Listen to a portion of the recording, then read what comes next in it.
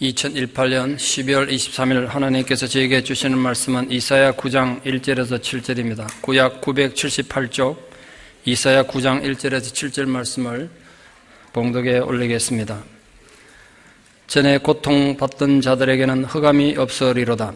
옛적에는 여호와께서 스불론 땅과 납달리 땅에 멸시를 당하게 하셨더니 후에는 해변길과 요단 저쪽 이방의 갈릴리를 영화롭게 하셨나니라. 흑암에 행하던 백성이 큰 빛을 보고 사망의 거느질 땅에 거주하던 자에게 빛이 비치도다. 주께서 이 나라를 창성하게 하시며 그 즐거움을 더하게 하셨으므로 추수하는 즐거움과 탈취물을 나눌 때의 즐거움같이 그들이 주 앞에서 즐거워하오니 이는 그들이 무겁게 맨 멍에와 그들의 어깨의 채찍과 그 압제자의 막대기를 주께서 꺾으시되 미디안의 날과 같이 하셨음이니이다. 어질의 싸우는 군인들의 신과 피 묻은 겉옷이 불의 습같이 살라지리니 이는 한 아기가 우리에게서 낳고 한 아들을 우리에게 주신 바 되었는데 그의 어깨에는 정사를 메었고 그 이름은 기묘자라 모사라 전능하신 하나님이라 영존하시는 아버지라 평강의 왕이라 할 것임이라. 그 정사와 평강의 다함이 무궁하며 또 다윗의 왕자와 그의 나라에 군림하여 그 나라를 굳게 세우고 지금 이후로 영원히 정의와 공의로 그것을 보존하실 것이라. 만군의 여호와의 열심히 이를 이루시리라. 아멘. 바하가 오선지와 음계를 이용한 현대의 악보 형태의 음악 기초를 쌓았기 때문에 음악의 아버지라 불립니다. 그에 비해서 핸델은 그 음악을 여러 장르에서 사용할 수 있도록 음악의 폭을 넓혔기 때문에 음악의 어머니라 불립니다. 그처럼 핸델은 음악사에서 없어서는 안 될 독보적 존재고 오랜 세월 많은 명성을 누렸습니다. 그러나 1741년 56세 된 핸델은 40년간 누려오던 모든 명예를 잃어버리고 끼니를 걱정할 정도로 가난에 시달렸습니다. 게다가 4년 전에 일어난 뇌출혈로 인해서 오른쪽 팔, 다리를 쓰지 못하는 반신불수의 고통 가운데 너무나 힘들었습니다. 그 의사들은 핸델이 의학적으로 도저히 회복하지 못할 것이라는 진단을 내렸습니다. 핸델은 치유를 위해서 온천욕을 많이 했는데 하루 3시간 이상 온천하면 오히려 건강에 해가 된다고 의사들이 만류했지만 살겠다는 강한 집념으로 하루 9시간 이상 온천에 들어가서 온천욕을 했습니다. 그래서 그랬는지 기적적으로 신경이 조금씩 돌아와서 손과 발이 움직일 수 있게 된 거죠. 그전에는 걷는 건커녕 악보 하나, 음표 하나 걸을 수가 없었으니까 얼마나 절망적이었겠습니까? 다행히 오페라 4편을 다시 발표했지만 이미 예전의 명성 같은 명광을 얻긴 힘들었습니다. 게다가 핸델의 열렬한 후원자였던 캐롤라인 여왕이 죽고 난 뒤부터는 다시 외면당해서 그가 예정됐던 모든 공연이 취소되고 또 극심한 고통에 시달립니다.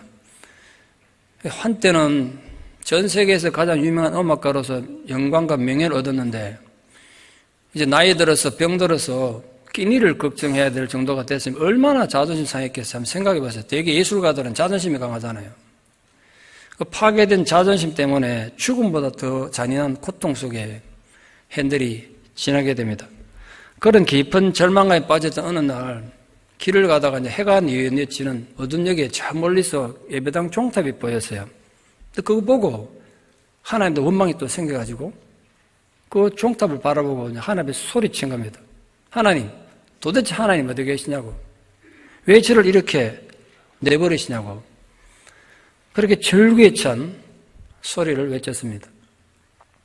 적어도 그 상황의 핸델은 그의 삶은 흑암과 사망이 그늘진 땅에 완전히 발가벗겨져 내팽개친 그런 어려운 상황에 있었습니다. 오늘 본문은 한 개인이 아니라 핸델 같은 한 개인이 아니라 한 민족이 핸델처럼 소망을 잃고 흑암과 사망의 그늘에 앉은 비참한 상황을 묘사하고 있습니다. 사실은 한 민족의 문제가 아니라 모든 인류의 얘기이기도 하죠. 완벽하게 실패하고 소망을 잃은 자들을 역사적으로 파괴된 이스라엘의 땅을 예를 들어서 오늘 설명하고 있습니다. 그 속에 성탄의 정신, 또 우리에게 성탄을 주신 하나님의 마음이 숨겨져 있기 때문에 우리가 정말 눈여겨 좀 볼 필요가 있습니다. 우리 성탄이 있기 750여 년 전에 하나님이 하셨던 성탄의 예언이에요. 오늘 본문에 등장하는 납달리는 갈릴리 북서쪽 지역부터 그 위에 가면 헐몬산이라고 한 4,500m 되는 만년설이 덮인 이 팔레스타인에서 가장 높은 산이 있는데 거기까지 연결되는 이스라엘 최북단 지역을 말합니다. BC 732년 아수르 침략받아서 그때부터 식민지가 돼가지고 예수님 때까지 700년 넘는 긴 세월 동안 우상 숭배와 타락이 판을 치는 흑암과 절망의 땅이 됐습니다. 스불론은 갈릴리 호수에서부터 서쪽 지중해에 이르는 그 지역을 얘기합니다. 역시 이 땅도 아수르 침략에서 가장 먼저 침략당해서 정복당한 땅입니다. 그러니까 가장 먼저 비극을 당했고 가장 오래 고통 겪은 땅입니다. 그 흑암과 사망의 그늘에 거하는 자들이란 건 미래에 대한 어떤 소망을 가지고 있지 못한 자들을 비유한 거죠. 이 바로 스불론과 납달리 땅에 살던 자들이 그들이었고 비참한 현실에 살고 있는 현대의 모든 인간들을 상징합니다. 납달리와 스불론 지역을 통칭해서 갈릴리 지역이라고 하는데 이 헬라어의 갈릴리란 말 자체가 어떤 의미냐면 접경지역, 이방인이 사는 땅 그런 뜻입니다. 이방의 갈릴리란 곧 이방인들이 거하는 접경지역을 지칭하다 그게 땅 이름이 돼버린 거예요. 갈릴리는 하나님 보호를 받는 유다로부터 가장 멀리 떨어진 버림받은 흑암의 땅이어서 역사적으로 항상 천한 곳으로 받아들여졌습니다. 그러니까 갈릴리라는 이름 자체에는 멸시와 경멸과 어둠과 절망의 개념이 들어있는 거예요. 때문에 아기 예수가 탄생할 당시에 이 갈릴리는 멸시와 천대받고 버림받는 사람들의 대명사가 됐습니다. 우리 생각 없이 성경 읽으면서 갈릴리를 얘기하잖아요. 예수님 생애에서 갈릴리가 얼마나 많이 등장하고 중략에 등장합니까? 아기 예수께서 태어난 곳은 남쪽 다윗의 고향인 베들레헴 땅에서 태어나긴 했지만 예수님의 성장 과정 그리고 장성하여서 어른이 될 때까지 자란 것은 이 나사렛 땅인데 그 나사렛이 바로 천박하게 무시당하던 스불론 땅이에요. 예수님이 나사렛 출신이라고 나사렛에서 무슨 선한 것이 나올 수 있냐고 비웃음 들은 건 괜히 나온 말이 아니에요. 마치 우리 조선시대에 저 북쪽도에 있는 평안도 변방 땅을 무시하고 그곳에서 어떤 인재도 들어서지 않았던 것처럼 소외됐던 것이 갈릴리예요.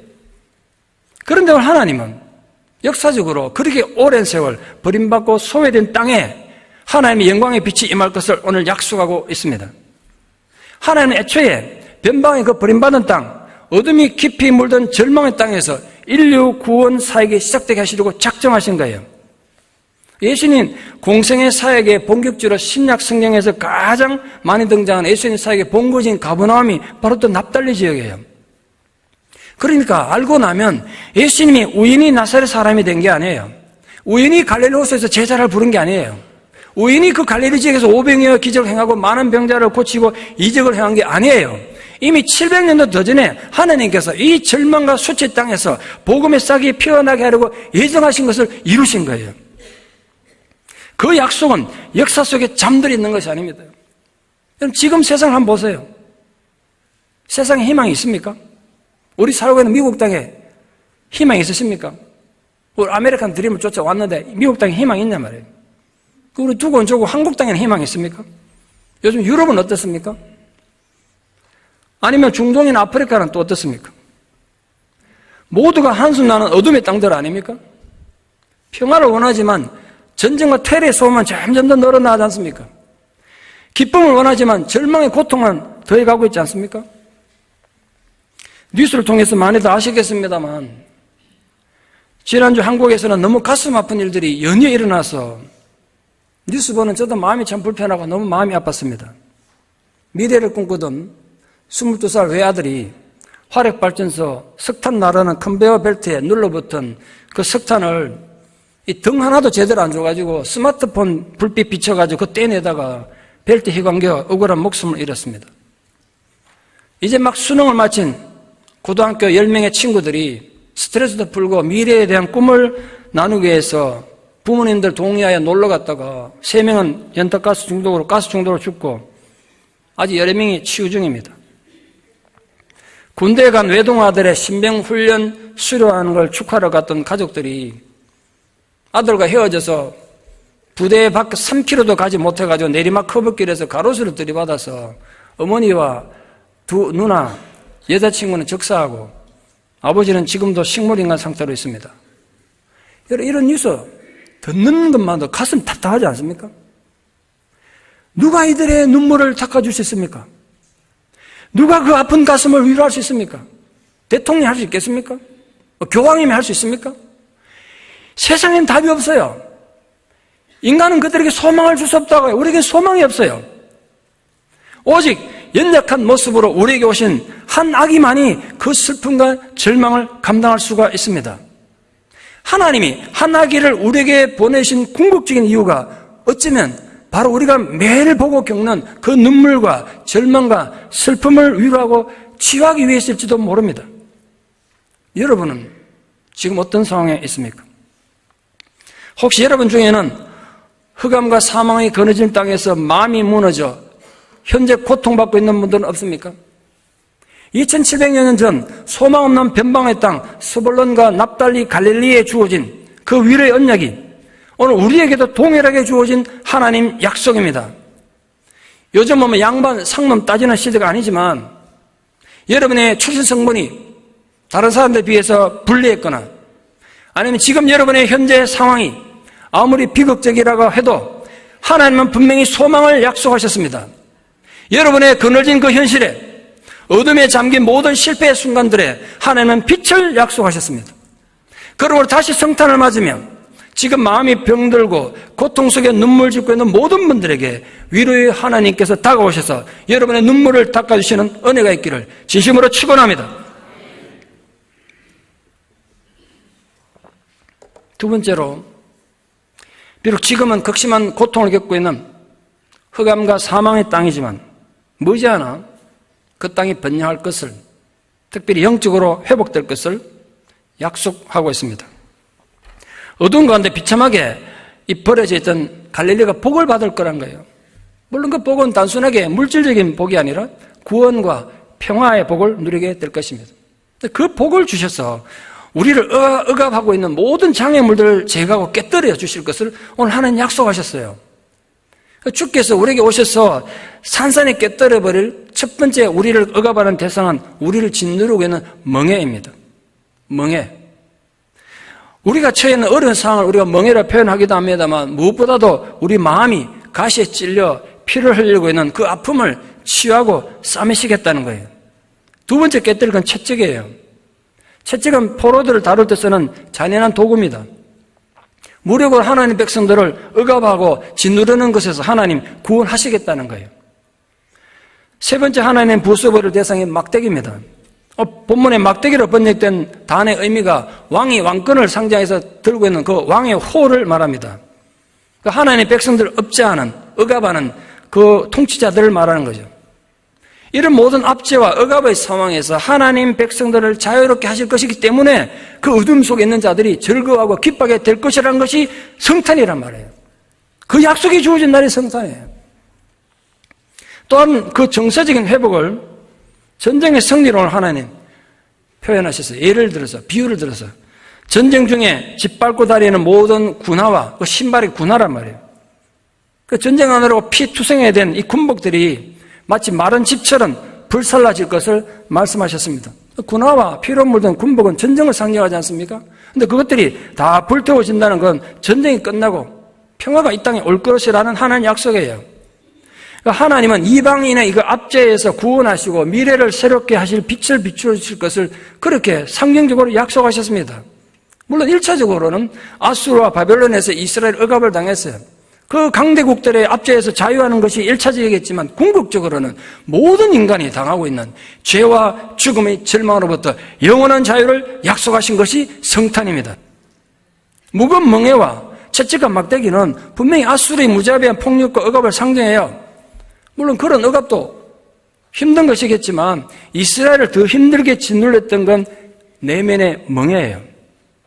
그들의 마음은 하나님을 불신하고 거부하는 완악함과 교만함으로 가득 차 있었기 때문에 그렇습니다. 그들은 출애굽에서 문화적, 종교적인 자유를 얻었고 바벨론 포도를 갖다가 귀환하여 돌아와서 정치적 자유를 얻었지만 마음은 여전히 죄의 세력에 짓눌려 있었던 겁니다. 그게 진짜 문제였어요.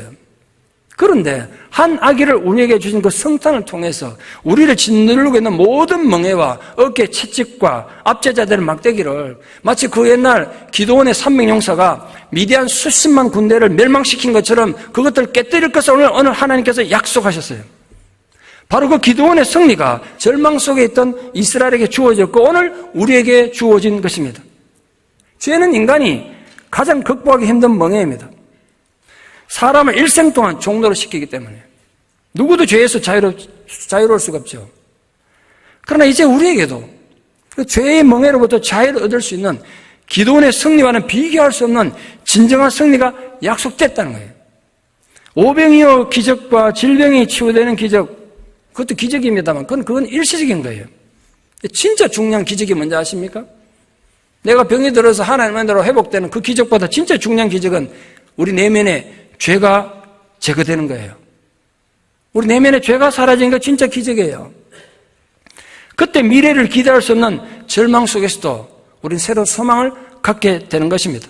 바로 그런 위로와 회복의 약속이 흑암과 사망의 땅에 나앉아 있던 모든 민족, 그리고 오늘 우리에게 주 예수 그리스도의 이름으로 주어져 있음을 선포합니다. 그 약속을 가지고 돌아가십시오. 오늘 본문에서 말하고 있는 세 번째 주제는 늘 전쟁이 끊이지 않고 죽음과 흑암이 뒤덮인 이 죽음의 땅에 평화가 오게 된 이유가 도대체 뭐냐? 인간의 역사에 도저히 불가능할 것 같은, 있을 수 없을 것 같은 그 평화가 도대체 어떻게 오게 된 것이냐? 바로 한 아기가 우리에게 태어나시기 때문입니다. 근데 그 아기는 스스로 태어난 것이 아니라 본문에 보면 수동태로 되어 있는데 하나님께서 우리를 위해서 이 땅에 태어나게 하신 것을 강조하고 있습니다. 오늘 이사야는 본문에서 뭘 강조하고 있느냐 하면 이 아기가 하나 왔는데 나중에 커서 무슨 위대한 일을 할 것이라 그걸 말하는 것이 아니라 한 아기가 우리 가운데 탄생한 그 자체가 우리에게 평화이고 기쁨이고 소망이란 거예요. 그게 성탄의 의미란 말이에요. 이 한 아기의 춤 자체가 인류에게 참 빛이 될 것이고 기쁨이 될 것을 약속하셨습니다. 페르시아의 아바스 왕조를 열어서 중세 750년이나 되는 왕조의 기초를 놓았던 아부 아바스 왕은 제국을 잃은 뒤에 왕이 된 뒤에 옷을 갈아입고 몰래 나가서 백성들이 어떻게 사는지 암행하는 걸 좋아했습니다. 뭐 요즘처럼 인터넷이 있는 시대가 아니니까 일반 백성들이 왕의 얼굴을 알 리가 없죠. 그러니까 낮에도 돌아다녔더라고 보니까 어느 날 낮에 이 공중 목욕탕을 갔는데 목욕탕 안에서는 사람들이 때 빼고 광내면서 막 즐기고 있잖아요. 근데 그 옆에 구석에 불을 떼가지고 이 따뜻한 물을 계속 공급하기 위해서 불 떼는 노동자가 있었어요. 굉장히 힘들어 보였어요. 그 사람이 어떻게 지내는가 왕이 궁금해서 거기 들어갔어요. 같이 대화를 나눈 거예요. 물론 불 떼는 노동자는 이 사람이 황제인 줄 모르고 그냥 대화를 한 거죠. 그러다가 식사 시간이 됐습니다. 그러니까 이 노동자가, 가난한 노동자가 겨우 자기 먹기도 부족한 도시락을 잘라서 왕에게 드시라고 나눠줬어요. 왕이 그 마음이 고맙잖아요. 그 다음날도 가고 계속 가다가 두 사람이 우정을 쌓게 됐습니다. 어느 날 왕이 내가 이렇게 있을 게 아니라 저 친구에게 내가 왕이라는 걸 가르쳐줘가지고 필요한 걸 좀 도와줘야 되겠다. 돈을 달라면 돈을 주고 관직을 달라면 관직을 줘야지. 그래서 어느 날 가가지고 사실은 내가 이 나라의 왕이라고 자기를 신분을 밝혔어요. 자네가 뭘 원하는가? 내가 원하는 건 뭐든 들을 테니까 소원을 말해봐.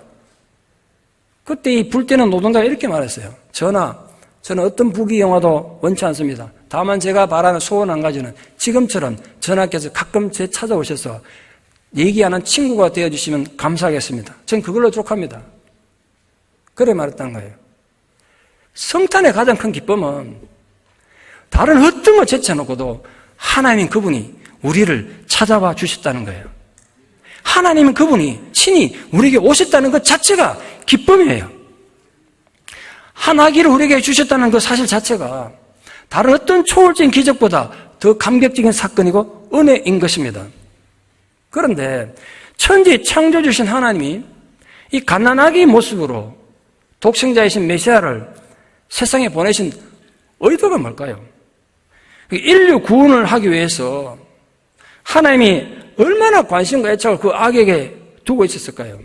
뭐 위대한 영웅의 모습을 보낼 수도 있지 않겠습니까? 근데 갓난아기 모습을 보냈어요. 하나님이 그 갓난아기를 보내놓고 얼마나 관심을 뒀겠습니까?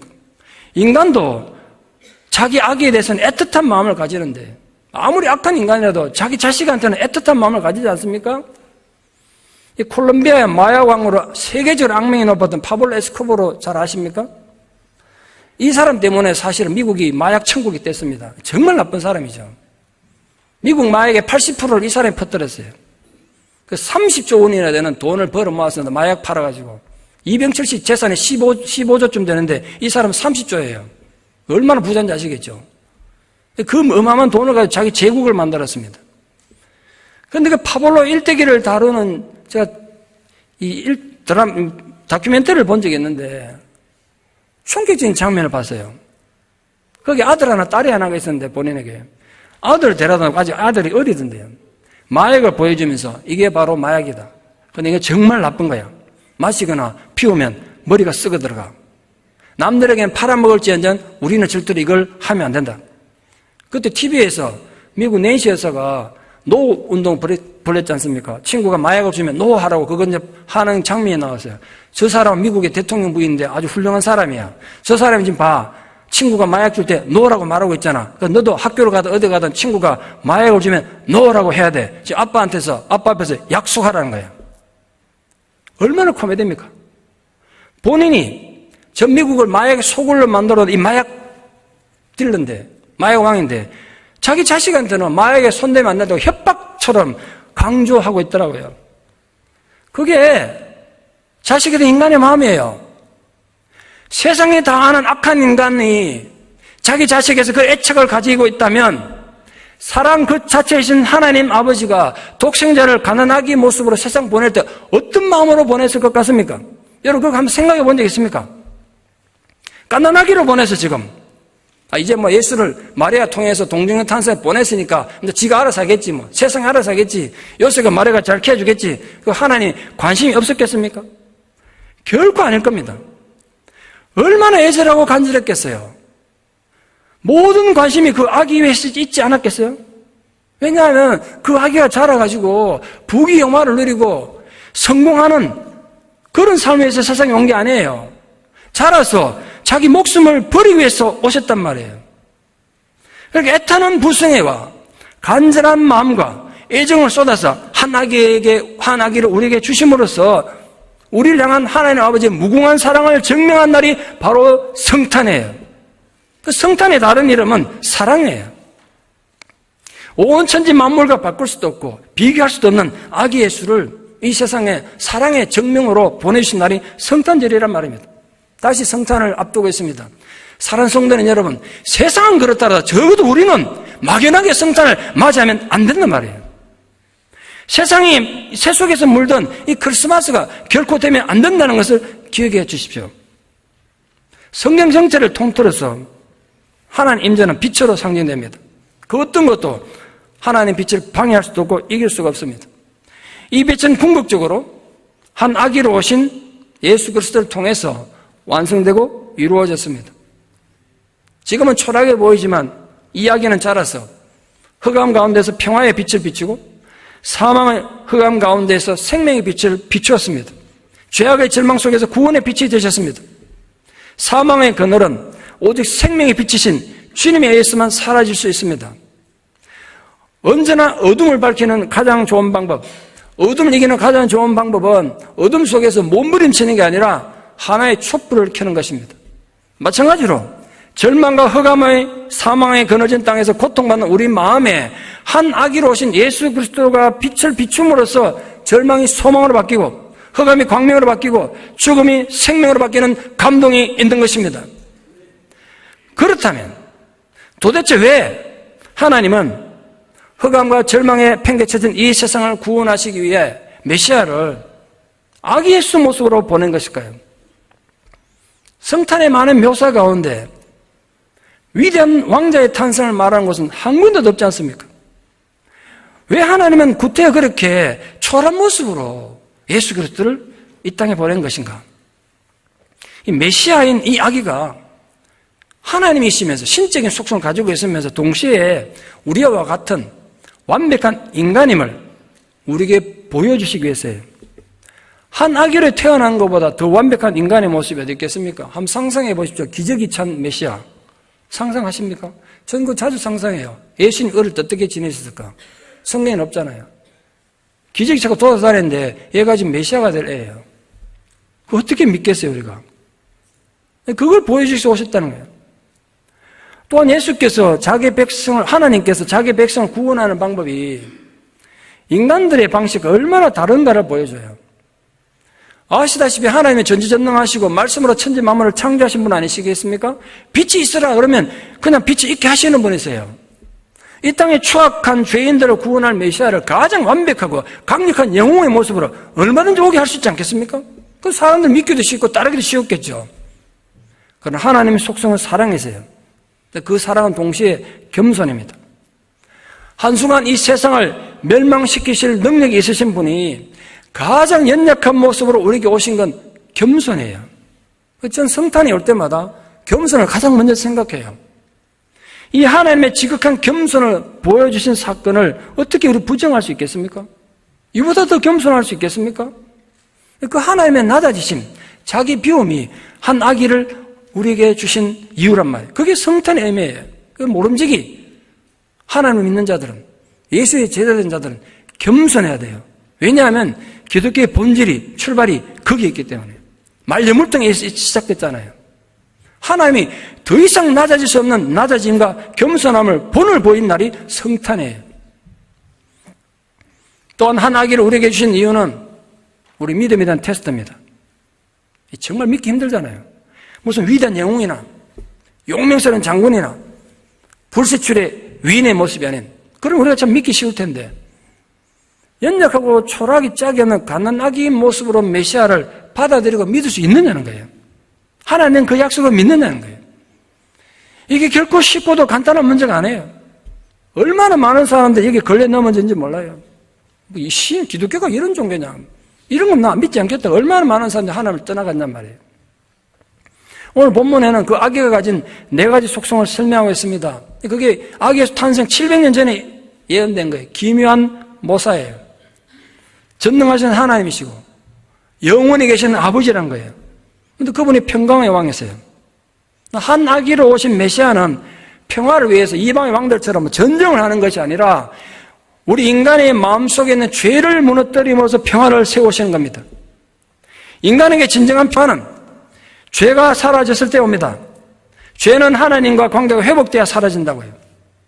그 인간이 하나님과 화목하기 위해서는 하나님의 세우신 기준과 하나님 원하는 방법을 따라야 되는데, 인간은 결코 그 방법을 충족시킬 수 없어요. 그 기준을 충족할 수가 없다고요. 어떻게 우리가 하나님 기준을 충족시키겠습니까? 그때 바로 그 하나님 기준과 방법을 충족하시기 위해서 십자가에 죽으시기 위해서 한 아기가 오신 겁니다. 한 아기는 인간들의 마음에 진정한 평화를 오게 하기 위해서 십자가에 못 박히셨습니다. 애초에 그 목적으로 하나님이 한 아기를 우리에게 주셨습니다. 세상은 여전히 평화에 목말라하고 애타게 사랑을 추구하고 있지만 참 평화로 오신 한 아기로 말미암아 그분 안에만 진실로 하나님의 평화와 사랑이 있음을 믿느냐는 거예요.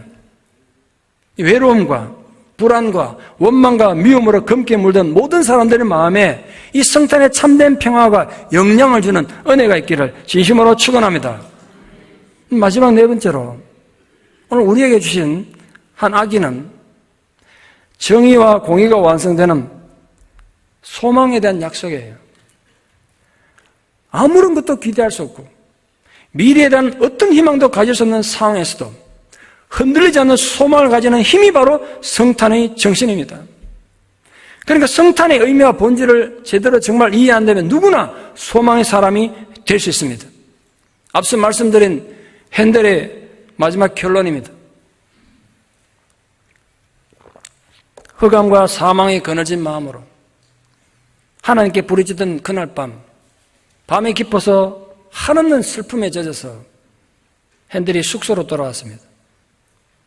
그때 숙소에 소파 하나가 배달되어 있었어요. 풀어보니까 한 묶음의 오라토리오 가사였습니다. 오라토리오라는 건 성경을 주제로 한 음악 내용, 스토리가 있는 내용, 오페라 같은 걸 오라토리오란다. 주제가 성경이란 말이에요. 잘 알려지지 않은 찰스 제넨스라는 시인이 가사를 써서 선생님이 이 곡 좀 붙여달라고 보낸 겁니다. 핸델이 그걸 받아보니까 더 우라가 칩니다. 예전에는 세계적인 인류 시인들도 자기한테 함부로 이렇게 편지 못 보냈는데, 이러는 이루 시인조차 자기한테 가사를 보내가지고 곡 좀 써달라고 할 정도로 자기가 이렇게 웃음거리가 됐나. 너무너무 화가 났어요. 대충 편지를 읽어보는데 더 화가 나는데, 그 찰스 제넨스 이렇게 써놨습니다. 제가 이렇게 선생님께 보내는 이유는, 이 가사를 쓰고 보낸 이유는 주님께서 제게 말씀하셨기 때문입니다. 이렇게 써놓은 거예요. 핸델이 더 분통납니다. 아니, 잭간 놈이 하나님 영감을 받았다 이거지. 그러니까 나를 이렇게 무시해가지고 오페라 대본도 아닌 이 가사 쭈가리를 보내줬단 말인가. 그 불쾌해가지고 막 집어던져서 오라토리아 원고를 뒤지게다가 핸델이 눈이 어느 한 곳에 가서 멈추었습니다. 거기서 가슴이 찢어졌습니다.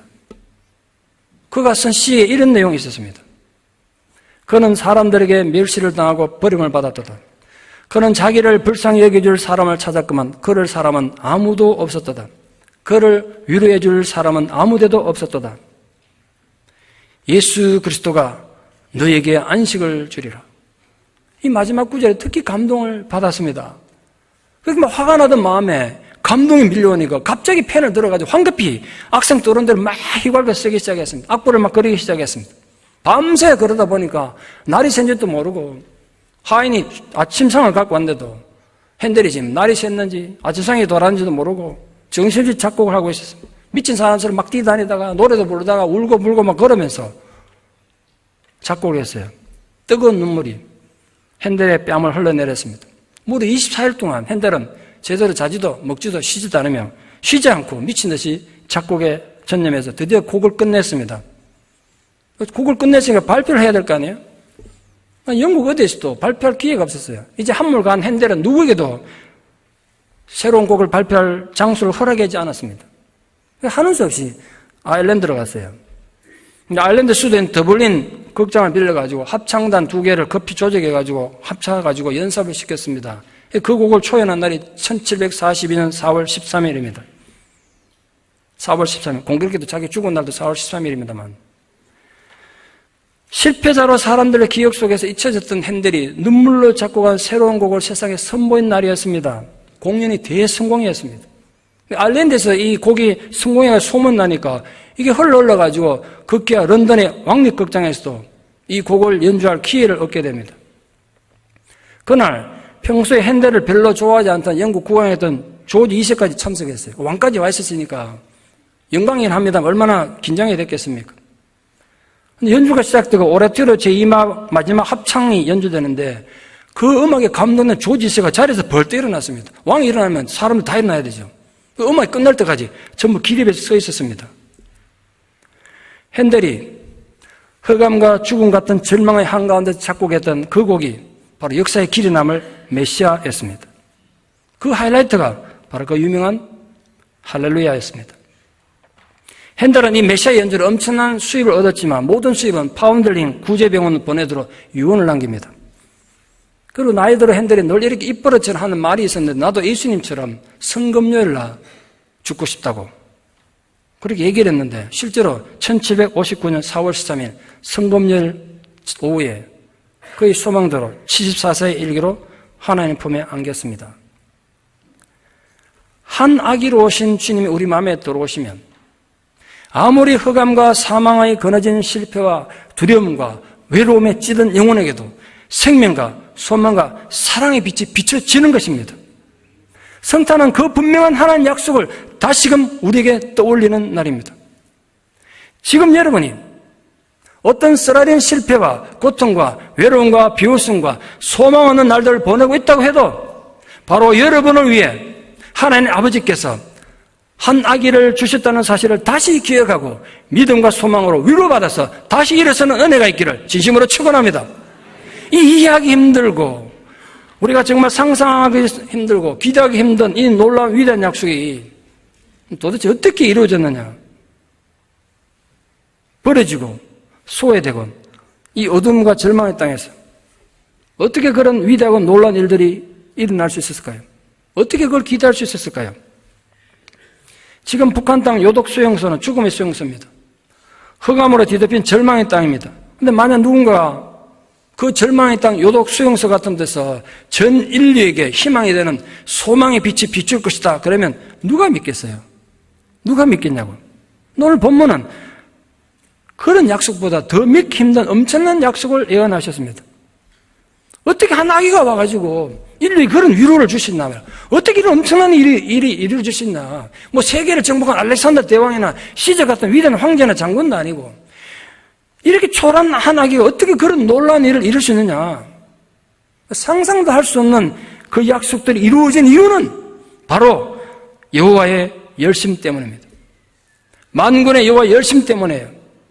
인간의 도덕적 성숙과 군대의 능력과 뛰어난 정치인의 힘에 의해서가 아니라 하나님의 열심이 그것을 이룰 것을 약속하고 있습니다. 그 하나님의 열심이 바로 사랑입니다. 한 아기를 우리에게 주신 가장 궁극적인 이유도 바로 사랑입니다. 성탄절의 핵심은 바로 사랑이에요. 하늘 아버지는 당신의 독생자를 인정받고 환호받는 자리에 보낸 게 아니지 않습니까? 그 갓난아기의 출생 속에 이미 십자가의 죽음이 계획되었고 포함되었다는 것 아십니까? 이미 아기를 보낼 때 십자가에 죽을 것을 그 속에 담아서 보냈어요. 왜 그러셨을까요? 하나님 왜 그러셨을까요? 사랑 외에는 해석할 방법이 없습니다. 그게 사랑이었기 때문에. 애초에 한 아기를 우리에게 주신 하나님의 계획은 영광이 아니었지 않습니까? 수치를 당하고 배신을 당하고 정말 초라하게 죽임당하는 것이었습니다. 애초에 인간에겐 희망이 없었습니다. 유엔이 평화를 이룰 수 있습니까? 가당치도 않는 소리죠. 오직 만군의 여호와 열심에 의해서만 진정한 평화가 주어질 수 있습니다. 하나님은 자기의 독생자를 희생시켜 가면서까지 평화를 이루셨고 어둠과 절망에 나앉은 자들, 그 죄인들을 구원하셨습니다. 하늘은 영광, 땅에는 평화로우신 이 성탄을 다시 맞이하면서 오직 그 만군의 여호와의 열심으로 지금 현재 여러분이 마주하고 있는 모든 흑암이 광명으로 바뀌고 사망이 그늘진 자리가 소망과 생명이 숨쉬는 기쁨으로 변화되는 감동이 있기를 진심으로 축원합니다. 기도드리겠습니다. 사랑의 하나님, 흑암과 사망에 그늘진 자리에서 아무런 소망도 기대도 없이 살아가던 저희들에게 한 아기를 보내주셔서 흑암을 빛으로 사망을 생명으로 바꿔주신 이 소중한 성탄을 또다시 허락해 주셔서 진심으로 감사를 드립니다. 다시 성탄을 맞이하면서 우리는 고백하지 않을 수가 없습니다.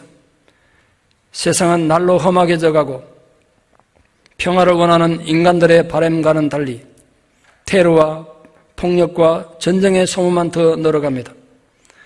세계 곳곳에서 벌어지는 분열과 갈등을 보면 평화는 영원히 오지 않을 것 같습니다.